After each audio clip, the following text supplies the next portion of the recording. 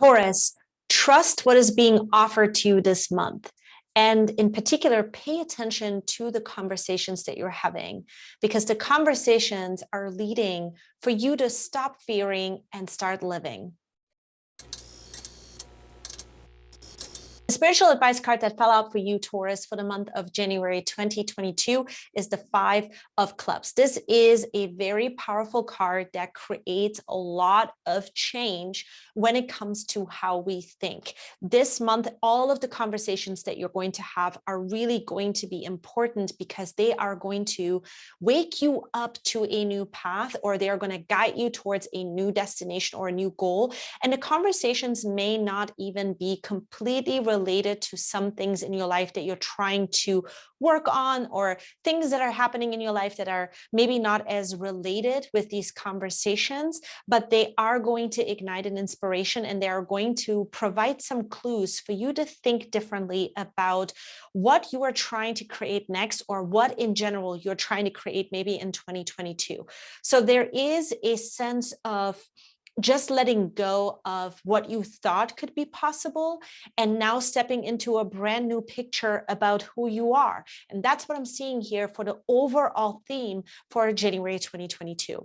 Welcome to Uprise Astrology Podcast and today's episode. Today, we are going to be focusing on two very important transits, in my opinion, that are going to really shape the month of January 2022. The first thing we're going to look at in today's episode is the powerful full moon in Cancer that is going to be unfolding at 27 degrees.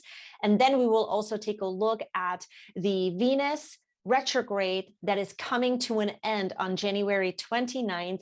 It is stationing at 11 degrees to start to go direct. And what does all of that mean? We're going to take a look at the chart. I'm also pulling a tarot reading at the very end to see what this month is going to bring to you. My intention is to cut through the noise and bring you the most important messages so that you are prepared. Let's dive into this reading and pull up the charts. And the first thing we're going to take a look at is the full moon in Cancer that is going to happen at 27 degrees.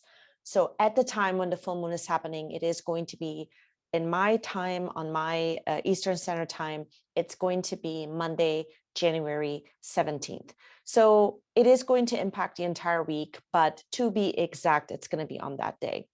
Now, where is this full moon happening for you? It is going to be between the 9th house and the 3rd house. The first thing I want to dive into is the themes of this full moon. The themes of this full moon is a sense of being ready, a sense of being ready to navigate and progress some type of movement forward based on an emotion that we feel very strongly about. That is the theme. The theme is protection, caution, and being somewhat overly emotional. But what I really want to say is that there is a particular driving emotion during that week that will really rise with this full moon in Cancer. Now, for you, it is going to happen between the 9th and the 3rd house. Let's start with the 9th house because that is where the sun is at. At the time of the full moon, the sun and Pluto will be together. They will be conjunct, which makes this full moon pretty intense, very, very empowering, because it brings us back to a sense of wanting to be whole again. Anytime the sun and Pluto come together, we want to think of the word catharsis. There's some kind of catharsis that starts to unfold here. So we're bringing power back online. In the 9th house, this is a time where you are involved in the higher mind, in freedom, in philosophy, outdoors, some type of laws, some type of travel, and it's also connected to publishing. So the 3rd house is anything that you're creating with your hands, anything that you're writing. The 9th house is the bigger picture. Where do we want to connect and publish what it is that we have created? So this is a really important house because it also is a house that brings your ideas out into the world. And so here you are breaking through between the 9th house and the 3rd house. And the 3rd house is the house that is a time where we are just more on the intellectual realm, the intellectual conversations, anything that improves our mindset, anything where there is an exchange of ideas. So here, between these two, you are really looking at a time where you are being very back in command between the ninth and the third house. You're back in a place where you're being able to stand up. But of course, anytime we take a look at the full moon, it is in an opposition, right? They're 180 degrees apart. This is something where we have to work out the energies. We have to stand up and work both areas of the chart out. And sometimes that comes with an undoing. And I think that for you, in particular, this month of January 2022, this full moon in Cancer is big in the sense that you may have to undo things that you used to just feel like you would only follow this thought process, or you would only follow this kind of an idea. And what is happening is that you are stepping outside of that realm now. You are going in a different direction. Now, I want to move on to what else is happening as this full moon is unfolding. The very next day, we have this big occurrence that is happening where this is a big week, not only the full moon in Cancer, but then the next day, the energy starts to become a lot visionary, and it becomes a lot more of a deeper vision to where our life is going now, because the sun in Capricorn is going to be trining the North Node in your first house in Taurus. All right, so what I'm going to do is I'm going to go ahead a day to show you the switch that's happening here from your North Node in the second into the first house. And I'm going to recap real quick what has been unfolding in the North Node Gemini Sagittarius story for you. So for the past 18 months, you have been really working on changing your mindset in regards to how you make money, what it is that you're manifesting in your life, and what the truth is about that in regards to where you want your commitments to go, where you want deep commitments to go. So it could have been tied to relationships as well, but you have been really working this aspect of your life, realigning this aspect of your life for the past 18 months. So that story now is stronger and it's over, and it is moving into a different place. And that different place is going to be in the first house and the seventh house. Okay, so I'm going to clear this again, and we're just going to redraw this. The first house and the seventh house, that's where the North Nodes are switching into. So it's a big deal, because now for the next 18 months, the story is changing. The story is going to be very much focused on how you actually see yourself in the world and what you share with the world, because the first house in Taurus is going to involve you with yourself, quite literally. And it can also be with your appearance. It can be with your social behavior. It can be how you present yourself, right? And then from here, how do you portray yourself? And what is the journey that you're on with the world around you? That is the first house. In the seventh house, the South Node is going to realign you with anything with another person, a life partner, a social contract, or a business partner, some kind of a bond that you have that also comes with an agreement, whether it's verbal or spoken.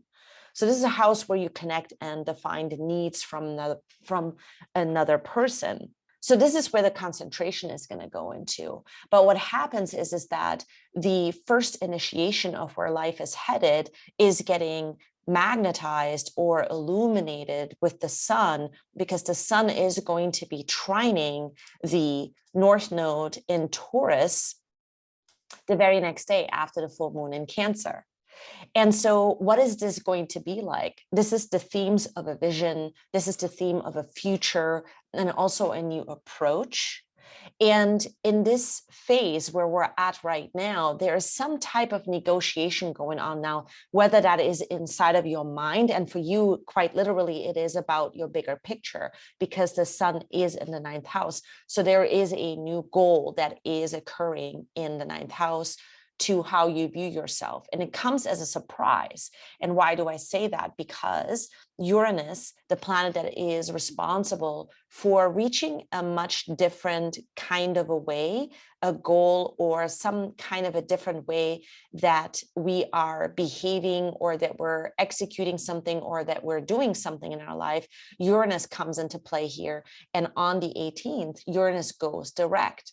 So this is going to be some type of real change.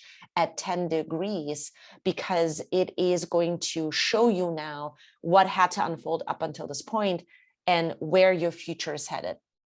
So there is a new sort of masterpiece that we're going to work out in our life. And when I say masterpiece, it's something that's personal to you. It's something that is not only personal to you, but it's also going to reshape your relationships, right? Because the South Node is going to be in Scorpio for the next 18 months. So that's what we're looking at with the nodal switches. Now, the next thing that I'm going to take a look at is, where is Venus, right? Venus has been now in the 9th house since November 5th. Venus has entered Capricorn November 5th, and it has remained there, and it's stationed retrograde on December 19th at 26. So basically, this is going to be a time where now on January 29th, when it stations to go direct, that you are going to work out a new vision now of something that you really want. It becomes specific, or it becomes clear, because it's going to station at 11 degrees. And 11 degrees to me, very often I have this vision of gates that you're walking through, something that transforms in a sense, or something that becomes a different reality, or a different kind of shift in how you want to view your reality. The number 11, when we add it up, it adds up to the 2. It's very reflective, because 2 is connected to the moon. The moon is a reflective energy. So here you're going to be introspection. Here you're going to have that introspection and this reflection of where you want to take your desires and your goals. And so that is going to become clear on January 29th. So if things were a little bit confusing up until that point, I want you to know there are going to be clearing up starting January 29th. That is when you're going to start to have the first sort of bigger picture of where you're going to take your life and the next steps and the goals when it comes to things that you really wish for, or you want them to happen in your life. All right, Taurus. So here are your cards for the month of January 2022. And what do we see? We start out with the 5 of Clubs. This is a time where you're truly being sort of pulled towards changing some ideas that you have. And you start the month out with a lot of great energy, very hopeful energy. The 9 of Cups is a hopeful energy. The 9 of Cups is very energetic.